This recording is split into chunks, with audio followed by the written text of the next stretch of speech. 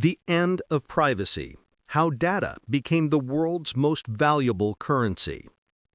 Introduction: The Illusion of Privacy.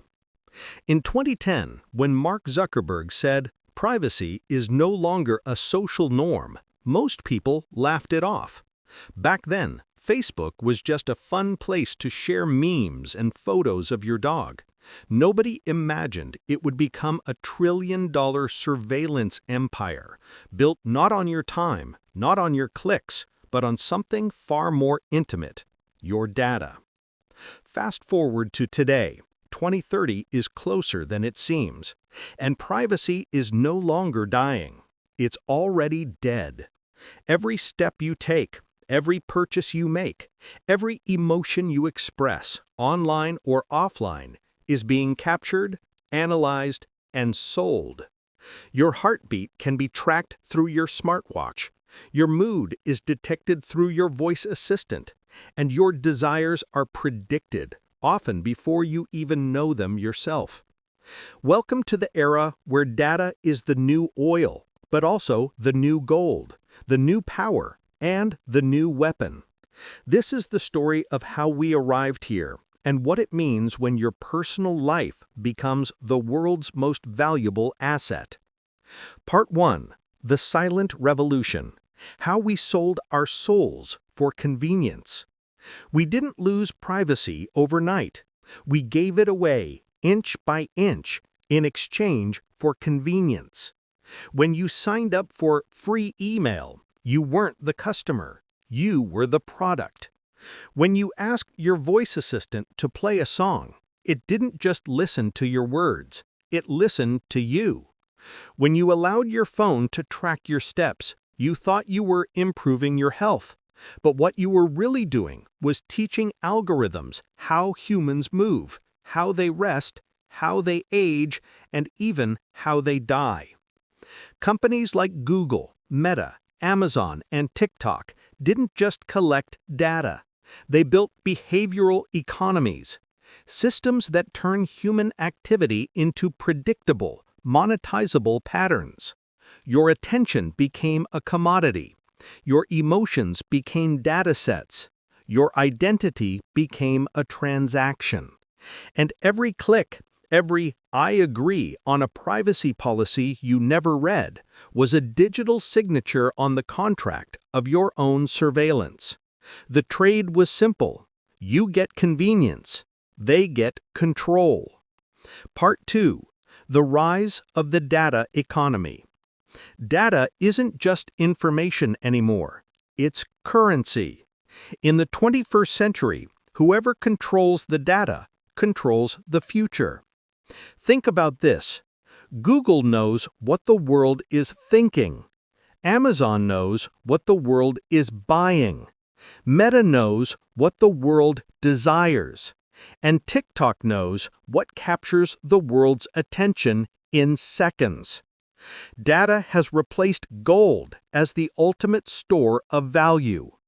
Unlike gold, it doesn't need to be mined physically. It regenerates every second through your interactions, your devices, your habits. A simple example: when Netflix recommends a movie, it's not guessing, it's predicting. It knows the emotional patterns of millions of users and calculates the exact moment you'll likely press play or give up. That prediction isn't just entertainment, it's power. Because whoever can predict behavior can shape it. The economist Shoshana Zuboff called this surveillance capitalism, a new economic order that profits from the modification of human behavior. In other words, they don't just want your data, they want your decisions. Part 3. The Death of Anonymity. The scariest part: you can't opt out. Even if you delete Facebook, turn off location services, and use encrypted browsers, you're still traceable. Your phone pings nearby towers. Your car logs GPS data. Cameras equipped with AI recognize your gait, your face, your license plate, even your emotion. In China, the social credit system monitors behavior across digital and physical spaces. Jaywalk and you lose points. Pay taxes on time and your trust score improves. In the West, it's not that different, only subtler.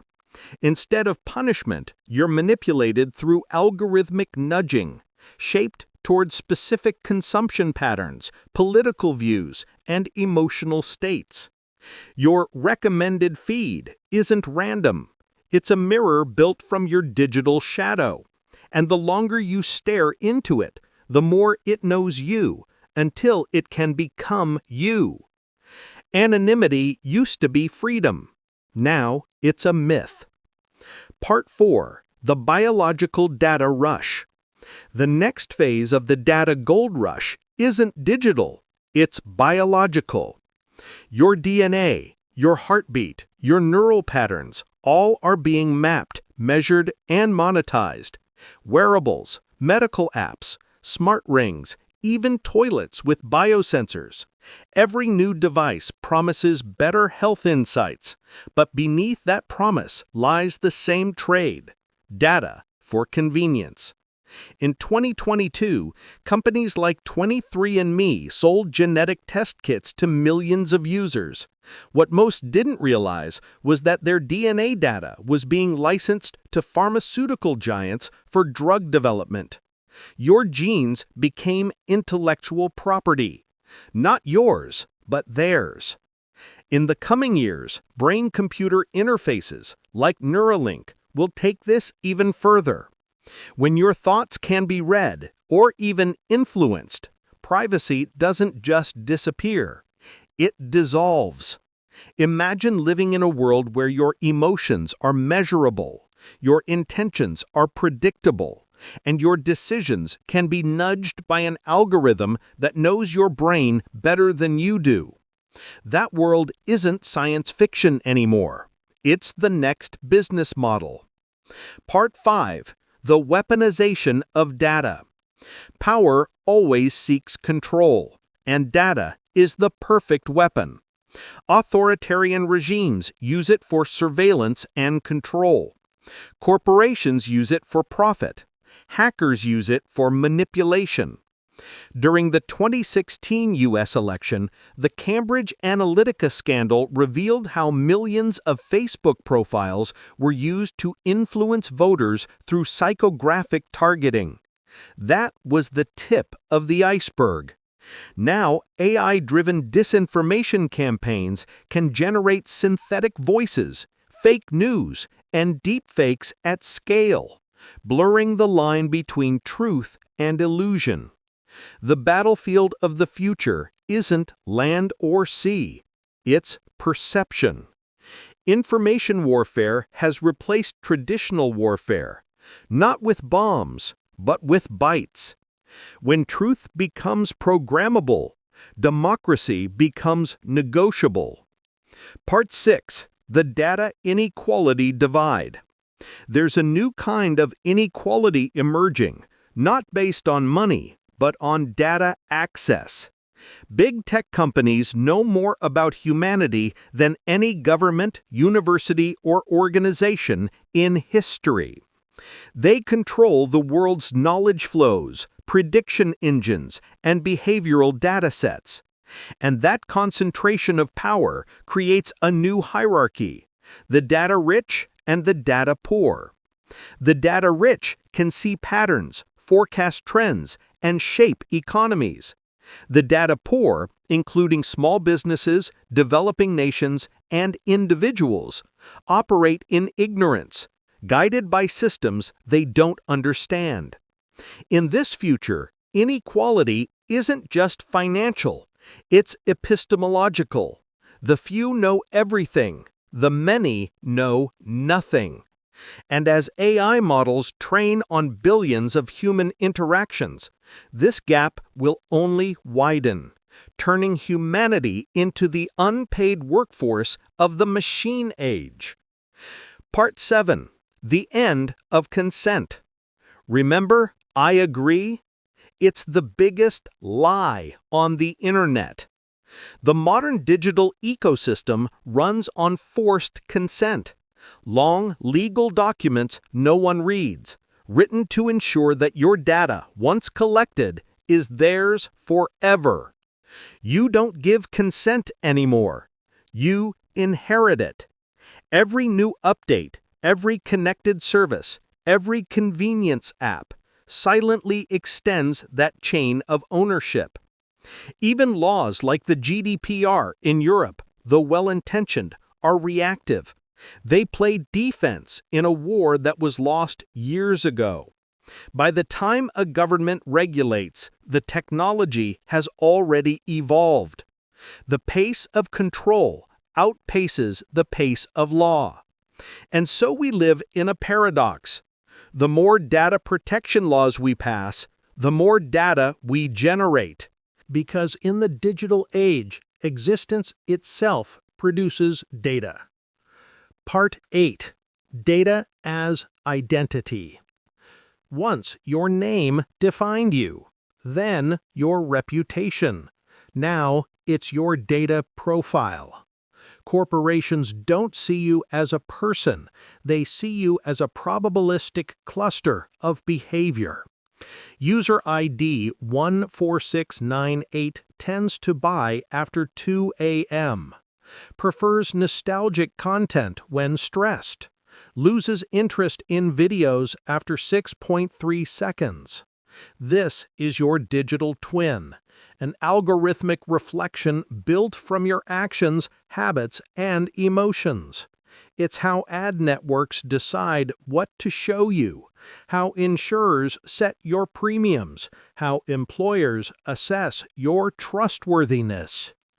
In the next decade, as digital identity becomes integrated into financial systems like CBDCs and biometric verification, your data will be you. Lose control of it, and you lose yourself. Part 9. The Resistance: Privacy as a Luxury. Ironically, as privacy disappears for the masses, it becomes a luxury for the elite. Billionaires buy privacy tech, encrypted phones, personal servers, air-gapped networks. Governments build data bunkers. Meanwhile, the average person can't even escape tracking cookies. This mirrors what happened with clean water and safe food during the Industrial Revolution. When something becomes scarce, it becomes valuable. In 2030, privacy will be a premium service, something you subscribe to. Encrypted living, digital invisibility, pay to disappear. We're entering a future where freedom has a subscription fee. Part X, the future: Data Singularity. What happens when every human thought, action, and transaction becomes data? We reach data singularity, the point where humanity's collective behavior is fully digitized, feeding back into systems that predict, guide, and eventually govern us. AI systems won't need to ask what people want. They'll know it. Governments won't need to enforce compliance. Algorithms will automate it. Marketing won't need to persuade. It will personalize to perfection. In this world, privacy isn't stolen. It's obsolete. And identity itself becomes fluid, a stream of data points floating through the cloud. The line between human and machine blurs, not because we merge physically, but because we share a consciousness of data. Conclusion: the price of knowing everything. We live in the most transparent age in human history, but the irony is that we know almost nothing about them. Because while they know everything about us, we know almost nothing about them. Privacy was never about secrecy. It was about agency, the right to control your narrative, your choices, your future. And when data becomes currency, losing privacy means losing autonomy. But the future isn't fixed. Just as we created the data economy, we can redefine it. Through ethical AI, decentralized systems, and digital literacy, we can reclaim the balance between innovation and intrusion. Because the real question isn't whether privacy will survive, it's whether humanity can survive without it.